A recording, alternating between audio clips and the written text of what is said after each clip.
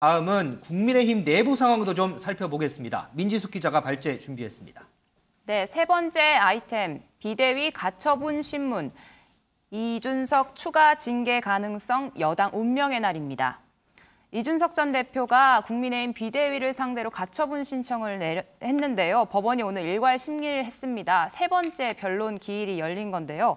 오늘은 지난번에 끝내지 못한 이 당헌 당규 개정에 따른 전국의 의결의 효력을 정지한 이 건에 대해서 심리를 했고, 이를 근거로 다 이어져 있는데 새로 꾸려진 정진석 비대위의 직무를 정지시켜달라는 가처분 신문에 대한 신문도 모두 마무리된 것으로 알려졌습니다. 자, 국민의힘 현 정진석 비대위 체제가 계속해서 유지가 될지 아니면 또 다른 혼란에 빠질지 운명의 날을 맞았습니다. 민 기자, 이준석 대표가 앞서 있었던 두 번의 이 신문에는 모두 나왔어요. 오늘은 혹시 나왔어요, 안 나왔어요? 네, 오늘도 직접 이준석 전 대표가 법원에 출석해 변론을 진행했습니다. 법정 앞에서 한 발언 먼저 듣고 오겠습니다.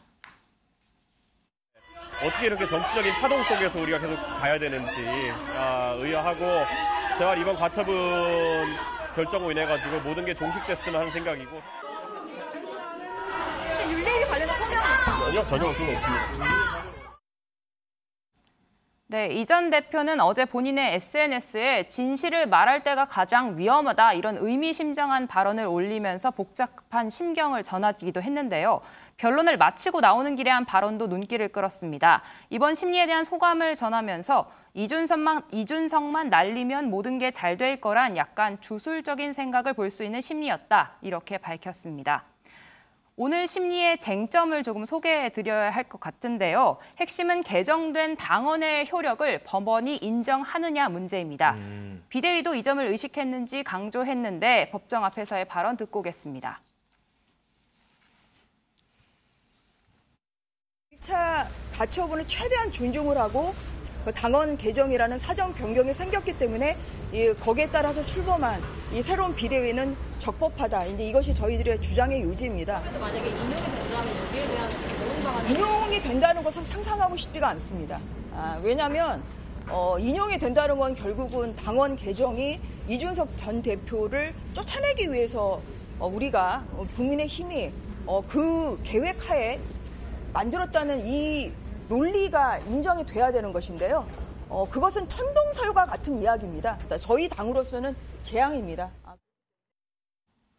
네, 지난번 1차 가처분에서 법원은 지도부가 교체되는 비상 상황은 매우 엄격하게 해석해야 한다. 또 국회인 만큼 정당 민주주의의 기본적인 질서를 지켜야 한다. 이래서 이준석 전 대표의 손을 들어줬었는데요. 그렇죠. 하지만 지난 5일 최고위원 4인 이상이 공석 일대를 비상 상황으로 한다, 이렇게 당헌을 개정하면서 이에 근거한 정진석 비대위는 문제가 없다고 주장하고 있는 겁니다. 하지만 이준석 전 대표 측은 그럼에도 당시 비대위원들이 동시 사퇴한 상황은 여전히 해명되지 않고 있다, 이렇게 반박했습니다. 변론을 마치고 나온 변호인 이야기 듣고 오시죠. 각자가 어떻게 동시에 9명이 똑같은 양식으로 일신상의 사유가 발생했는지, 그것이 어떻게 비상 상황이 되는지를 답변해 달라고 수차례 요구했습니다만은 전주의 비대위원은 답변하지 않았습니다.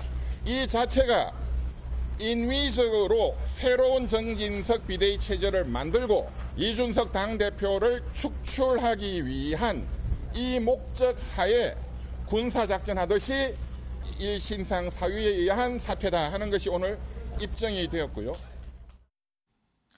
양측의 주장이 아주 첨예하게 대립하고 있습니다. 김지일 대표님. 어쨌든 지난 두 번의 가처분은 어쨌든 법원이 이준석 대표의 손을 들어줬어요. 자, 이번 가처분 조금 전에 나온 얘기를 들어보니까 결과는 아마 다음 주 이후에나 낼 거다 이런 얘기가 들려요. 자, 어쨌든 간에 이번 세 번째 이 가처분 결정, 글쎄요, 어느 쪽에 손을 들어줄까요? 네, 다음 주 이후라고 저번에도 법원이 얘기를 했는데 다음 주에 나왔어요. 그냥 주중에 나왔어요. 네. 그러니까 아마 다음 주에 나올 가능성이 매우 높다, 이렇게 네. 보시면 될 것 같고, 모르겠습니다. 저도 잘 모르겠는데 네. 일단 조금 법조인들 쪽에서는 인용 가능성을 한 6대4 정도로 좀 높게 보시는 분들이 많은 것 같아요. 그리고 정치권의 이제 여당 성향 패널이나 아니면은 국민의힘 분들은 이제 기각이나 각하 말씀을 하시는데, 왜냐하면은 인용 가능성이 조금 더 높게 보는 근거에 대해서는 일단 재판부가 같습니다. 네. 그 재판부는 어쨌든 이준석 대표의 권리가 침해됐다고 그 하자에 대해서 치유하라는 건데 이게 근본적으로 치유가 안 됐다라고 볼 가능성이 높다는 관측들이 나오는 이유예요. 근데 중요한 거는 이 상황에 대해서 그러니까 국민의힘이 플랜 B가 있느냐가 저는 더 중요한 것 같습니다. 네. 만약에 이제 인용이 됐을 경우에는 어떻게 할 것이냐.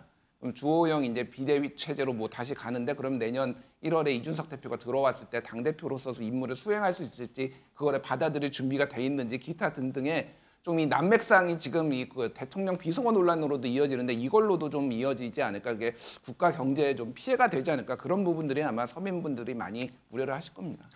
자, 어쨌든 이 법원이 이 가처분 신청을 인용을 하던 기각을 하던 어쨌든 이쪽으로의 혼란, 저쪽으로의 혼란, 뭐 불가피하다 뭐 이런 전망들이 많은데 글쎄요 어떤 결론 낼지 한번 지켜보도록 하고요.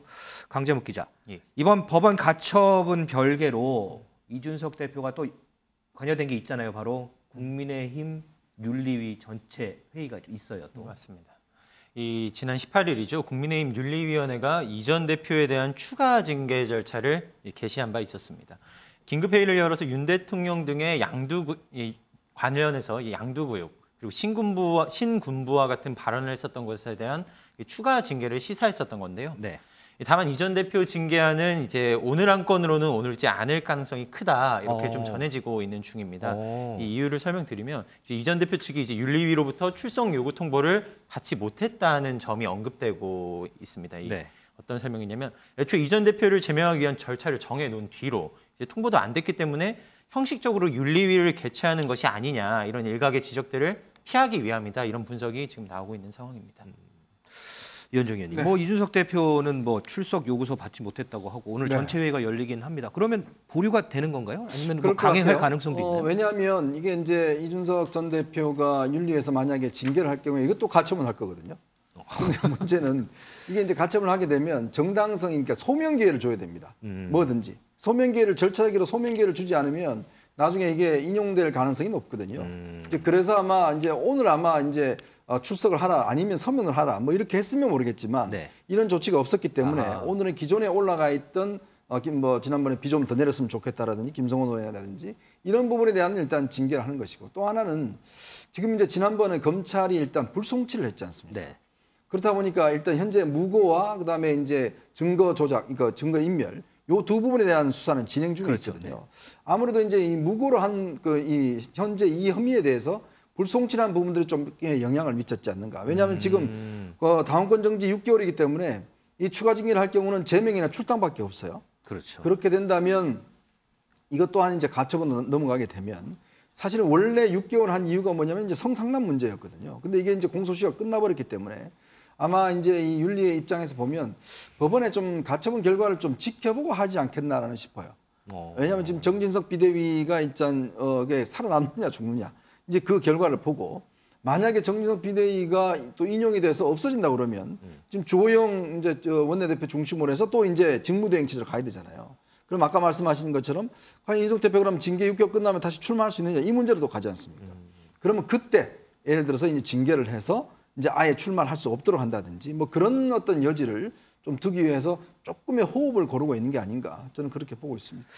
법원의 가처분도 그렇고요. 이 윤리위의 징계 부분도 그렇고 이쪽으로 선택을 하면 이쪽으로 또 혼란이 올 것 같고 저쪽으로 선택을 하면 또 저쪽으로 혼란이 올 것 같고 한동안은 조금 좀 혼란스러운 상황이 오지 않을까 싶은데 오늘 윤리위 전체 회의가 오후 7시에 열린다고 합니다. 과연 어떤 얘기들이 좀 나올지 좀 더 지켜보도록 하고요.